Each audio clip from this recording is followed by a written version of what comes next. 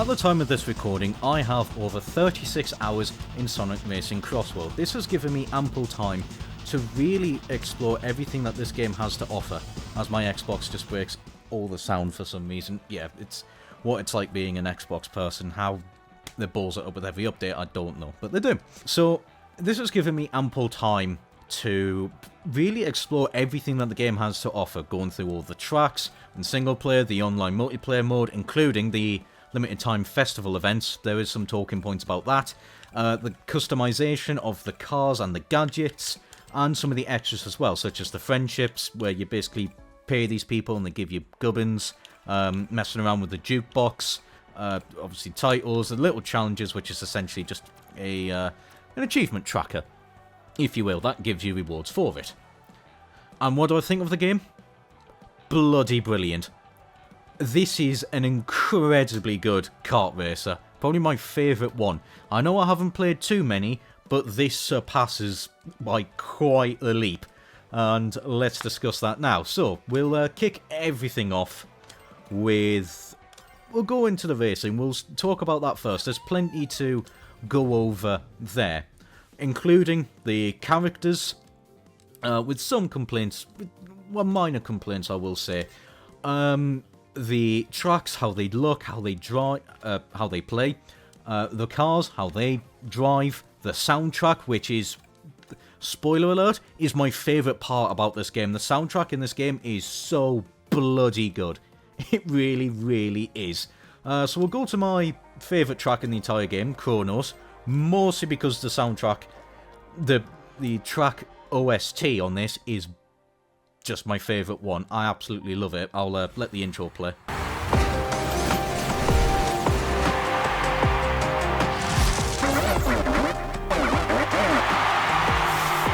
So bloody good. Anyways, the important thing. How does the game play? What is the handling model like? And how are the karts? It's fantastic. It really is damn good. It has taken me a little bit of time to get used to it, do not get me wrong. I think that's probably part and parcel of the fact that the last time I played a kart racer was probably about 3 years ago with CTR Nitro Fueled, and I haven't played another kart racer since, because a lot of them just weren't really to my interest. But this one is incredible to get consistently when you get it right. It might be a little bit awkward at first, do not get me wrong. There was definitely... I want to say it took me about 10 hours to really get the handling model down. And there's definitely some things I could probably still learn. However, yeah, as I've gotten more comfortable with it, it's so much fun. It really, really is. The cars, they do feel distinctly unique compared to what type of vehicle you go for. Whether it be like a speed car or a handling car, things like that. They do feel distinctly different, and they all drive really damn well. The one that I'd argue is my least favourite to drive is actually the acceleration cars. I don't know, they just feel more cumbersome to drive than even the power cars that are designed to be heavy and cumbersome. I find them more responsive than I do the handling cars. I don't know what it is, but that could just be me. God, and we've got this section here, which is always a bugger to get right, and I have done just that. Oh, you cheeky bugger. Aha! Yeah, this is why Kronos Island is my favourite. This soundtrack, man, is so goddamn good. It really, really is. So, the AIs. They can put up a hell of a fight. I have found that the difficulty for me, where I'm not just completely running away, and they're still putting up a fight with me, but it's not as if it is utterly impossible for me to actually finish in good positions. For me, that is level 9 AI. Level 10, I think if I got used to the handling model a little bit more, I could probably deal with it, but for now, just level 9 difficulty is just perfect for me. And, you know, they're seriously fun to race against. I swear to God. You arsehole, man! Fucking damn it! Ugh. a lot of it is won at just the exact final second. That's what you'll find a lot about Crossworlds. It's pretty much, you could be winning for ages, and then you lose it all at the final 5 seconds. And that's, yeah, just is what it is. Oh dear. Anyways, the character roster, whilst I'm here. There's a lot of characters here, and I know barely any of them. I'm not a big Sonic person, I will admit that. But yes, we also have some of the DLC characters, including Joker, obviously Ichiban, Hatsune Miku, and then some like paid DLCs like the Minecraft guys and, well, SpongeBob and Patrick. I wonder how their voice lines is going to work, because that is the one thing I will say. The DLC characters don't have any voice lines. I know Miku has, well, one, where she basically just says Sega. See if I can do, well, hey, hi, and there you go. That's pretty much all she says. The rest is just like eing and shite like that. I think Werehog is a missed opportunity. I think he definitely should have had some voice lines. Considering, well, it's Sonic Unleashed. Why they didn't think to give him voice lines, I don't know. But yeah, it's probably the weakest point about the DLC characters, is they don't have any voices. I can understand not having rival interactions, but not saying anything at all, and just when they do stunts, they just have like a little sound gif. Yeah, it's a little bit poo, I will admit that. So, the game, how it looks. Alright, okay, it's not the prettiest thing I've ever seen. I mean, if you have a look at the chows on the main menu, they are just flat 2D GIFs, and then the character models for like the audience is very rough around the edges, and they move at like 5 frames a second. I can look past that, because the environments are actually really nice to look at. Nice and detailed, nice and colourful. Some look really damn good. I think like E-Stadium intro is one that stands out to me. But yeah, it's not the prettiest thing I've ever seen. Not too worried, you know me. I'm not one to really harp on a game's graphics too much. I much prefer a game to look a little bit terrible, to look worse, but run at consistent frame rate, compared to a game that looks absolutely incredible, but runs like an old person with rickets. So, yeah, I can look past slightly weaker graphics. Speaking of frame rate, I haven't had a frame rate drop ever. I know I am playing this on the Series X, I don't know what it's like for people on other systems, but I have yet to have a frame rate drop issue. Or one that lasts for a significant amount of time, which is pretty good going. Normally something that I probably shouldn't really celebrating too much, but there we go, here I am. Oh, can we stop going to this track? This intermission track is just a pain in the arse. Yeah, I'm just going to walk forward and get absolutely nowhere. Alright. I'm bored of this one. It's just... Yeah, the intermission tracks are good fun as well. Some, I think, are stronger than others. I think... this one, I'm probably just so bored of because it gets picked so often. So I am a bit sick of it. Oh, crap. That was a bit of a misplay there. Actually, that is one thing I will talk about. The collisions with other cars. In multiplayer, it feels inconsistent, to put it in the nicest way possible. I don't know, it just... Yeah. I've had moments more annoying when it's on Mystic Jungle, whereby I have just... Either I'm playing the festival and I give like a tap boost to a teammate, and what happens is that I lose completely all steering of the car, and I have no way of saving it, and I just get drove straight off the track. That's not fun. And I know it's probably... Your first thought is, oh, well, it's because you're not in like a power mode or anything like that. You know, if you were playing as a power character in a power car, you would be shoved around a lot less.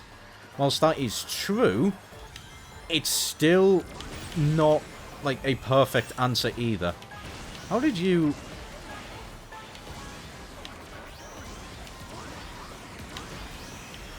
God damn it. Yep, again, lost all the final 5 seconds. Yeah. I just feel like the collisions between karts is a little bit inconsistent, whether you are or not using a power kart, anything like that. Yeah, so... But it's a lot more inconsistent on multiplayer than it is single player. I've had it very few times on single player, but makes the junkers a pain in the arse for that. So, that was just a little quick brief matches. Actually, I will come back to Race Park in a minute when I talk about the festival playlist, some may already know. The Grand Prix are here. They're pretty alright. I'm not going to really bother too much with doing the races. It's quite a good little reward. Like, the little rival thing is quite fun. You just get, like, a little interaction between two characters, if they're not DLC. And if you beat all the rivals, you basically unlock Supersonic. Which is a nice little thing. Yeah, I quite like how it works, whereby you go through each track once. Obviously, you get the red token, so you can get more tickets and things like that. And then the finale of the Grand Prix, you do one lap at each track. I quite like that little system. It's quite neat. I know a lot of comparisons have been made to Mario Kart World. I'm not gonna compare it because I don't play it. So there is that. Time trials are here. Now I know most people probably don't give a rat's arse about time trials, and something like this, unless there is a specific reward, I wouldn't either.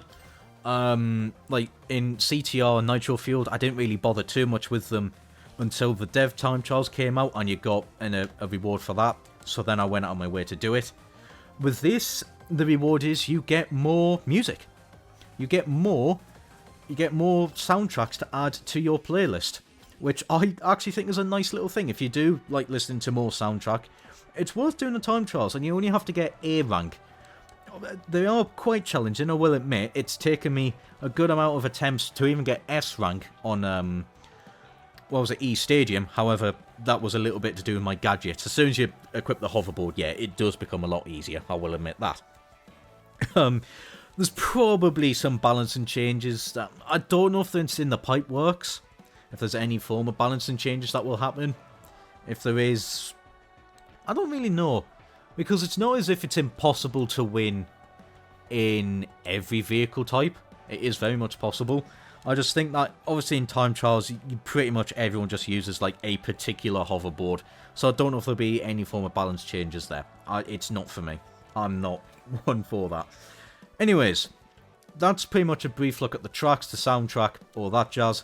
Let's now talk about all the customization, because the customization in this game is really, really damn good. Well, so we'll kick it off with the... actually, no, I'll show it off with the Dark Shine, because this is pretty much the kart that I've made. Yeah, I absolutely love the look of this thing. So, the vehicles are split basically into 2 or 3 categories, depending if it's the hoverboard or not, where you can choose the front of the vehicle and the back of the vehicle. And then for the cars, you get to choose the wheels, which is, just a nice little thing. I am sort of surprised, I am sort of surprised at the fact that there's no bikes. I will admit that, because then we had them in All Stars Racing, but, well, I'm not there to complain too much about it. The vehicles themselves look really damn cool, and the customization is really damn good on it as well. So, there's that. The parts aren't too expensive. Like, the most expensive ones tend to be like 200 Domper tickets on a few of them, but yeah, it's not too challenging to get to 200 Domper tickets. Some of the other parts I'll get onto in a minute are quite over the top in terms of the price. The painting, of course, you can choose through a select paint scheme if you want, like whether it's based on certain vehicle. Well, basically it's based on vehicles or like the carts that people have, or you can completely make your own, which I have, and it's quite detailed, to be honest, as kart races go. Obviously, you can select the main colour. Tell you what, actually, that's quite a vibrant pink. I do quite like it. But you can also change the texture as well. So you've got like the different candy colours. So if you want, you can make like the TVR blurple.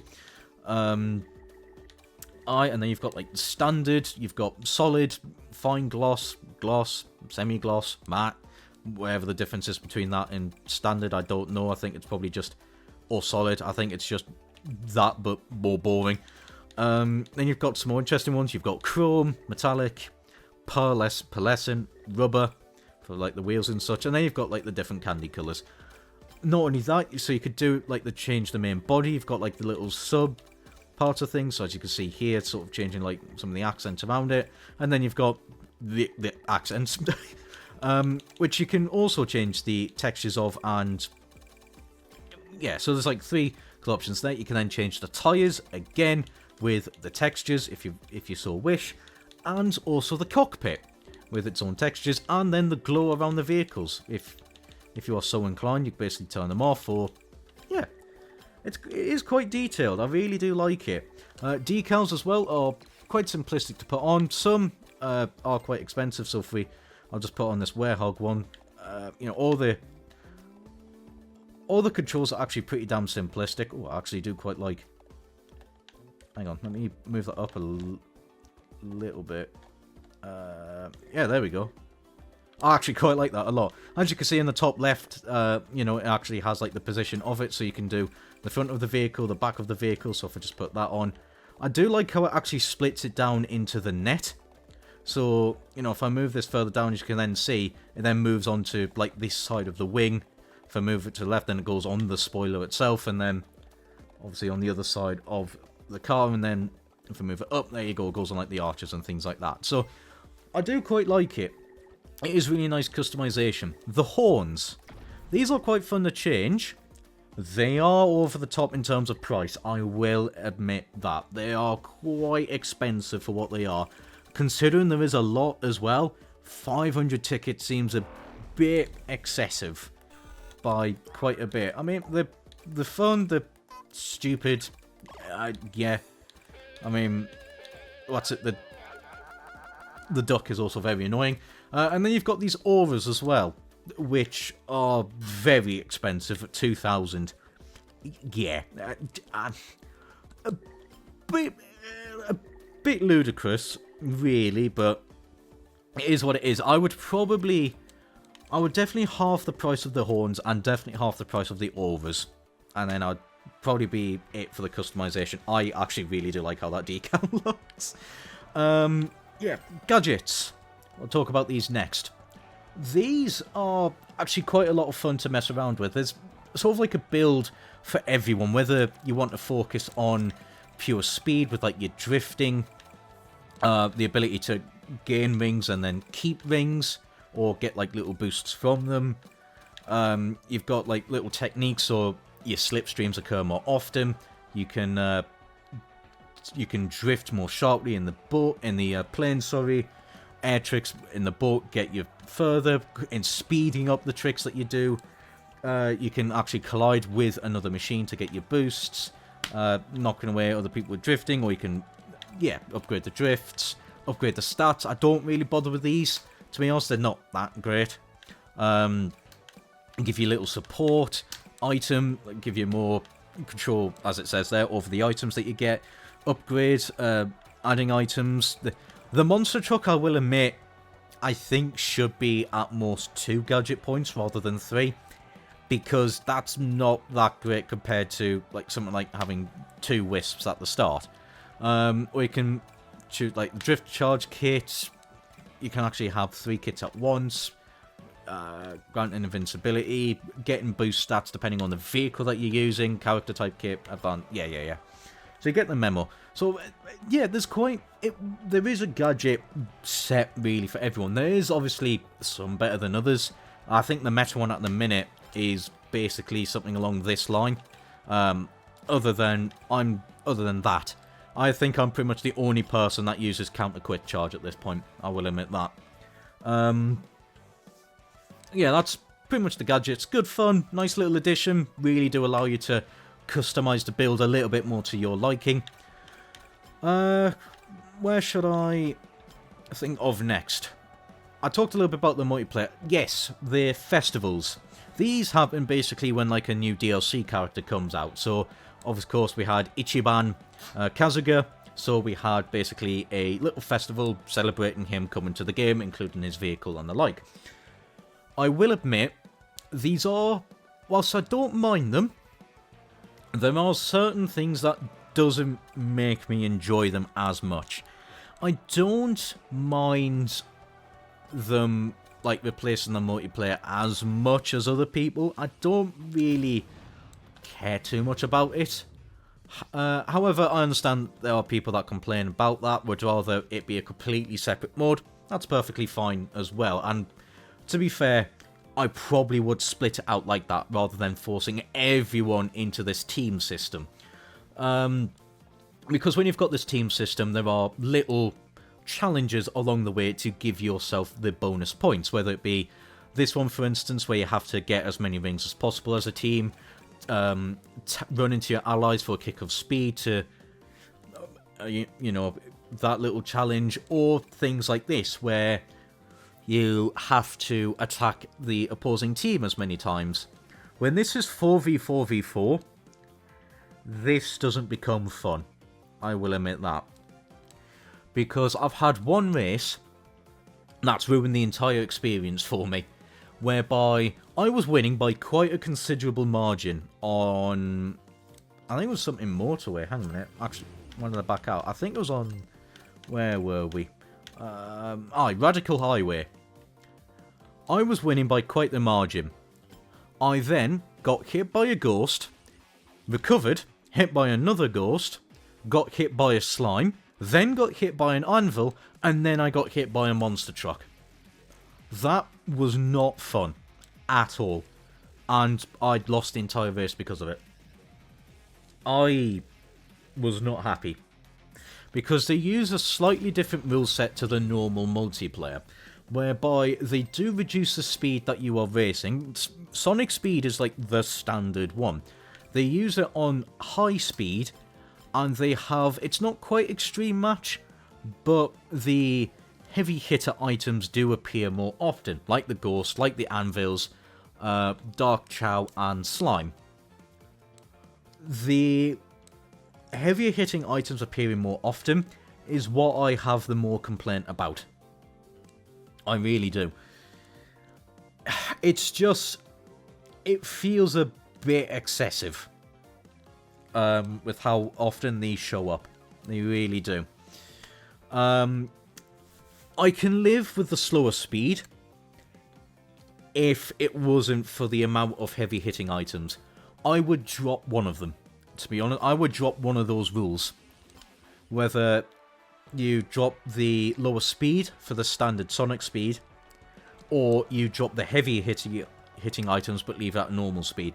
I'm more inclined to drop the heavy hitting items more than the lower speed, but that's my personal opinion of it.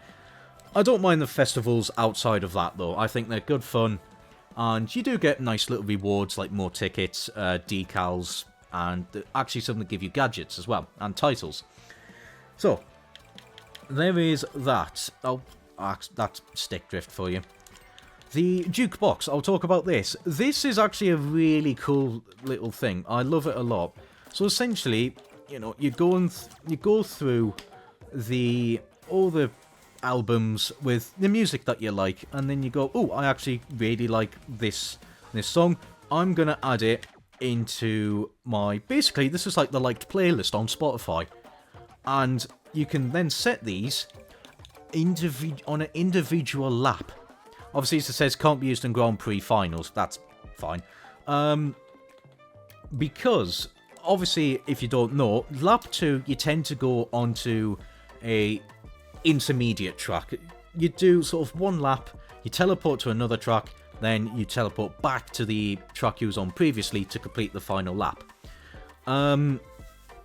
So, usually on lap 2, I think, actually, god damn it, stick drift, stop. God. So you've got like these going on, so you know, like Roulette Road, just like shorter tracks that tend to be like a minute or something like that. But these play completely randomly on whatever track you're on. So I do quite like that, to be honest. I was thinking about for a little while of, you know, I love the Wonder Museum track. And the music on it. I was hoping that if I added it to my playlist, it would play the Wonder Museum song when I'm on it. However, now that I've messed around with it a little bit more, I can perfectly understand why it doesn't do that. So yeah, really fantastic stuff. Oh, one more point actually I will say about the cars. I do like the fact that each class has a slightly distinct engine note. So if I just select this speed vehicle, I'll probably talked over it. Let me do it again for you. You know, it's got that specific sound. If I then pick a power vehicle, it then has a just different sound altogether. It's sort of more like a diesel than anything. I think it'll be easier if I show it off on the speed. They do have slightly different sounds, the vehicles themselves, like in the different classes. It's not vastly different, but it is a little bit. As you could probably hear there, the Wild GT did sound a little bit different there compared to the Dark Shining before.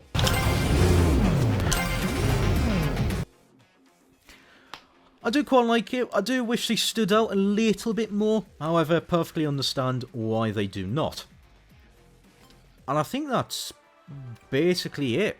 I think I've covered everything I want to cover in this review. So, to conclude about everything. Seriously good handling model, seriously fun tracks, incredible soundtrack. Characters, there's a lot of, it's a good roster. Will complain about the fact that the DLC characters, whilst I understand not having a rival interaction, I do think they should have a bit more of an interesting voice line than just certain sound effects. I don't know how it works with Miku, and I'm not going to pretend I understand how the licensing works in that regards. The multiplayer, really damn fun. A little bit of netcode, however, not masses amounts. It's perfectly serviceable. I have not had many issues with the multiplayer at all. I've had a few events where they haven't started, and I think I've had one event where I've been DC'd right as I crossed the line, so I got a slap on the wrist for that. It's like Halo Master Chief Collection all over again, where I get slapped on the wrist for disconnecting. However, in that game, I basically get banned for a day because I just get disconnected constantly, hence why I quit Halo. Yeah, AI's seriously good fun, really good challenge. Because there's a lot of difficulty options, you're going to find the difficulty for you. That's, a lot of fun whilst not being overly difficult. Customization, really damn good. Yeah, festivals I'm fine with. Would prefer a slight tweak on them. And yeah, I think that's basically it from me. So I'm gonna call the review here. Overall, I would give this game a solid 9 out of 10. I really would. And I know it's coming up Christmas real soon. You're probably getting spammed with Christmas adverts. If you're watching this on Christmas, actually, Merry Christmas to you. I've probably annoyed people that aren't watching it, and then in November going, oh, for fuck's sake, at least get it into December first. Yeah. How much do I think this game is worth? I would probably say 45 to 50 quid. Sort of what, like, PS4 and Xbox One games used to be before they've gone up to, like, 70 odd quid or things like that. Seriously worth it, though. However, I'm going to call the video here. Do hope you enjoyed. Any and all feedback is, of course, appreciated. Link in the description as ever if you want to join my Discord and say hello to me. That's completely up to you. Of course, very interested to hear your opinions on this game as well. Very positive from my end. I'm curious to hear your end as well. But that's it from me. Until next time, ciao for now. Now I've got to get up and stop the recording. I need a